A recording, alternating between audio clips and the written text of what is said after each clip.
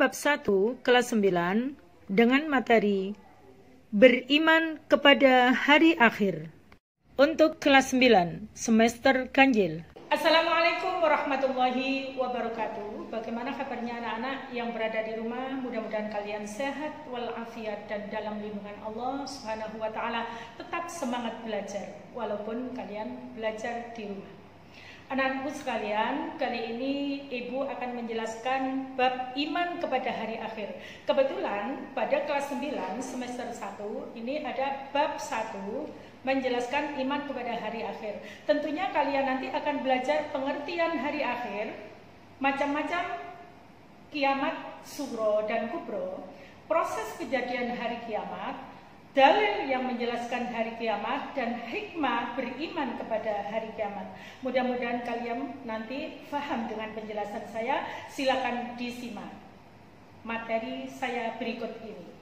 Anak, sebelum kita memulai pembelajaran pada pagi hari ini, marilah kita bersama-sama berdoa dengan bacaan surah Al-Fatihah. أعوذ بالله من الشيطان الرجيم بسم الله الرحمن الرحيم الحمد لله رب العالمين الرحمن الرحيم مالك يوم الدين إياك نعبد وإياك نستعين اهدنا الصراط المستقيم صراط الذين أنعمت عليهم غير المغضوب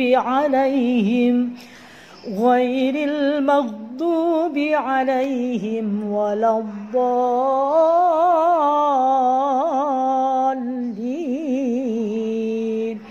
بسم الله الرحمن الرحيم. Coba semuanya diangkat tangannya. Kita berdoa sebelum belajar. Rabbi shrah li sadri wa yassir li amri wahlul 'uqdatam min lisani yafqahu qawli Rabbi zidni ilma warzuqni fahma amin ya rabbal alamin. Setelah mengikuti serangkaian proses pembelajaran, peserta didik dapat 1. Mendeskripsikan pengertian iman kepada hari akhir dengan benar. 2. Membedakan pengertian kiamat sugro dan kiamat kubro dengan benar. 3. Mengilustrasikan proses kejadian hari kiamat, proses kehidupan setelah hari kiamat, sampai menuju kehidupan akhirat, yaitu surga atau neraka, dengan benar. 4. Merinci manfaat beriman kepada hari akhir dengan benar.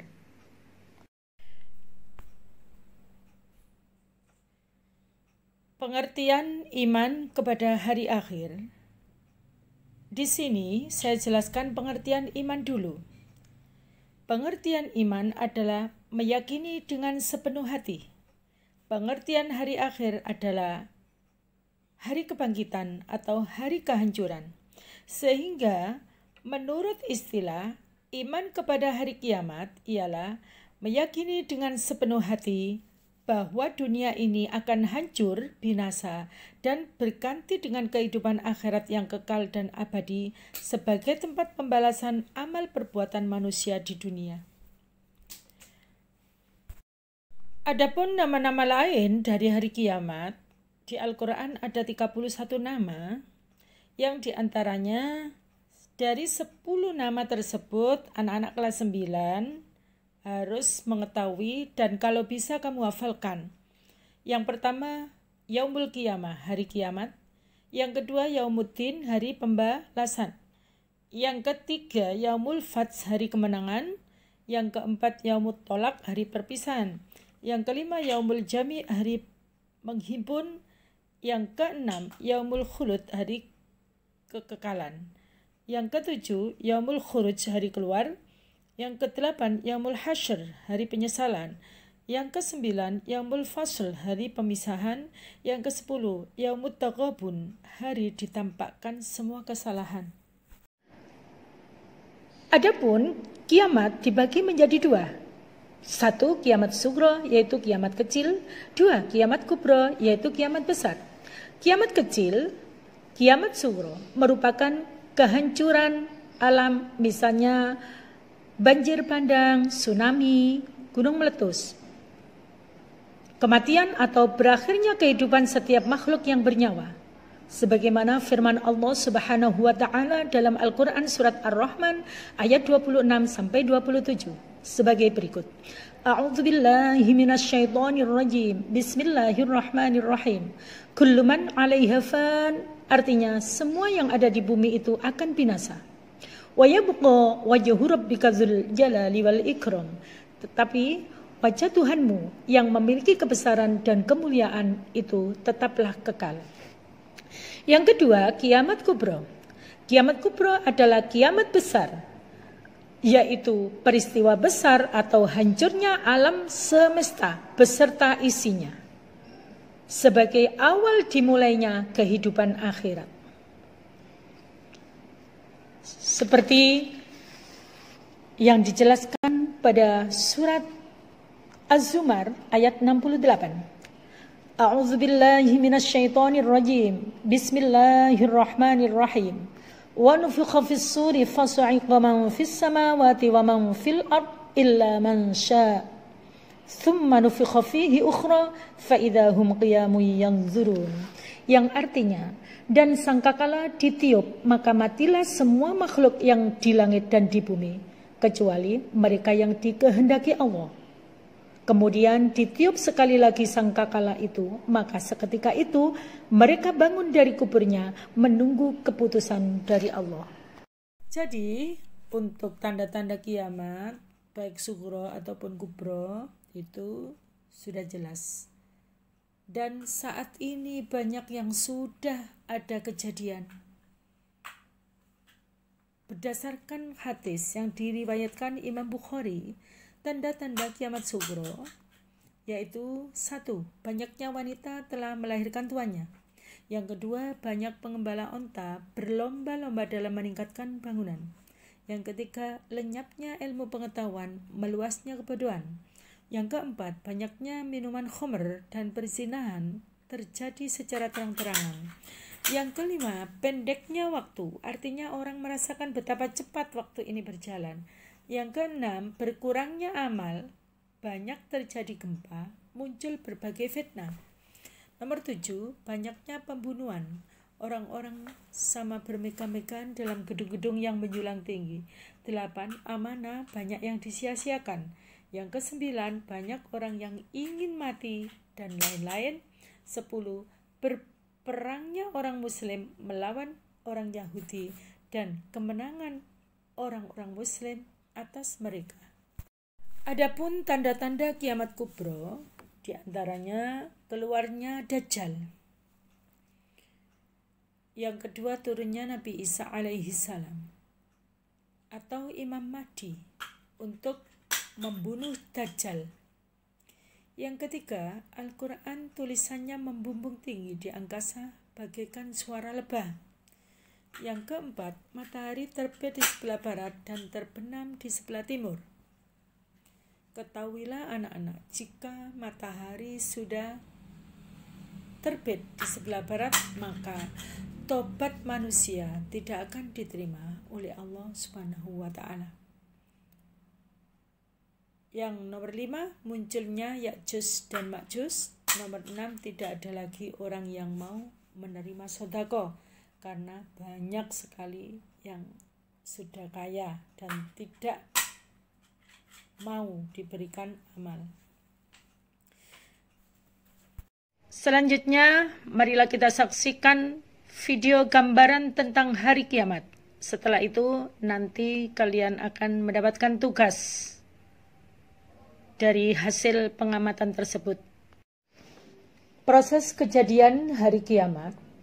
Pertama, bumi bergoncang, digoncangkan dengan goncangan yang dahsyat. yang telah dijelaskan pada surat Al-Zalzalah yang berbunyi idza zulzilatil ardu zilzalaha wa akhrajatil ardu asqalaha. Apabila bumi digoncangkan dengan guncangan yang sangat dahsyat dan bumi telah mengeluarkan beban berat yang dikandungnya. Setelah itu langit pecah, matahari digulung. Saat alam semesta mulai menggerut, setelah itu galaksi mulai saling berdekatan sehingga bintang-bintang berjatuhan. Pada saat bintang berjatuhan, maka miliaran galaksi yang berpenghuni akan saling bertabrakan. Dan bersamaan dengan itu pula gunung-gunung meletus. Yang dijelaskan, watakunul jibalu kal'ainil manfus, dan gunung seperti bulu yang berhamburan. Insyaallah pada surat Al-Qari'ah. Setelah itu lautan meluap menjadi air panas. Manusia meninggal dunia seperti laron yang berterbangan. Yang dijelaskan pada surat Al-Qari'ah, yauma yakunun nasu kal farashil mabsus. Pada hari itu manusia seperti laron yang bertebangan. Sehingga seluruh manusia meninggal dunia, bumi rata dengan tanah, manusia terkubur dengan sendirinya dan berada di alam barzah atau alam kubur. Jadi peristiwa kiamat kubra itu memang pasti suatu saat akan terjadi. Kapan akan terjadi? Kita manusia tidak ada yang tahu. Bahkan para nabi dan rasul pun tidak ada yang tahu. Yang tahu hanyalah Allah Subhanahu wa ta'ala. Pada saat ini dan tahun-tahun sebelumnya banyak manusia yang sudah meninggal dunia. Di situ ditanya oleh malaikat Mungkar dan Nakir, dia akan mendapat nikmat atau mendapat siksa kubur sesuai dengan amal perbuatan yang menemaninya selama di waktu di dunia. Walaupun pada saat di dunia amalnya tidak cukup, tetapi kalau yang sudah meninggal mendapatkan doa dari anak cucunya. Anak cucunya sering membacakan surat Yasin, bahkan sering membacakan Fatihah, maka orang tuanya akan selamat dari siksa kubur.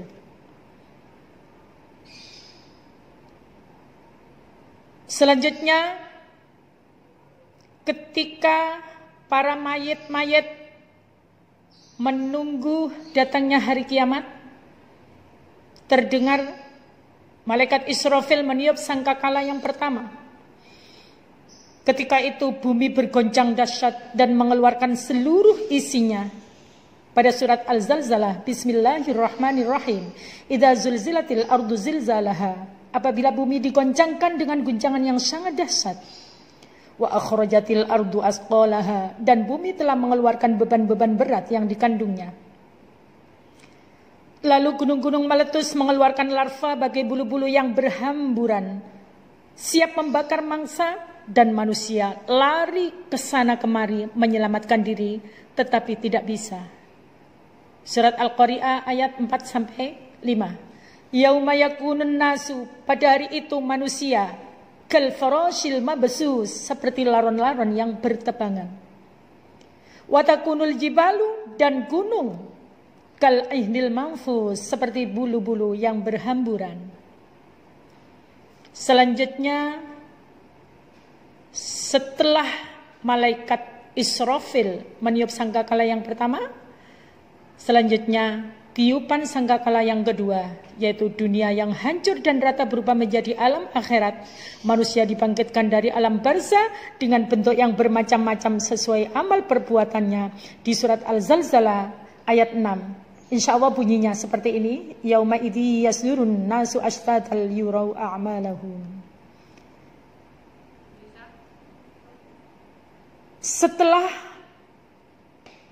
Yaumul Ba'ats, maka manusia digiring ke Yaumul Mahsyar. Di padang mahsyar, hari dikumpulkannya manusia di padang mahsyar untuk mempertanggungjawabkan amal perbuatannya. Al-Kahfi 47. Coba nanti dicari anak-anak ya, surat Al-Kahfi 47.